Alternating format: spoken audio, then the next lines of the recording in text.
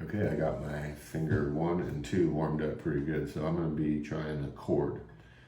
When you play a chord, that's when you use more than one string, like this.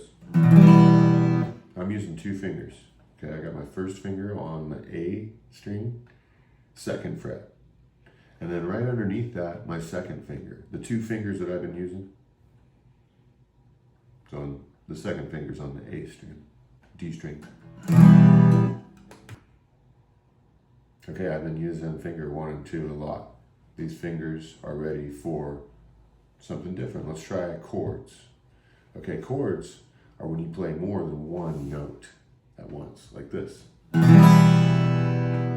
Okay, so I'm going to try the E minor chord. This might be the first chord that everybody learns on the guitar.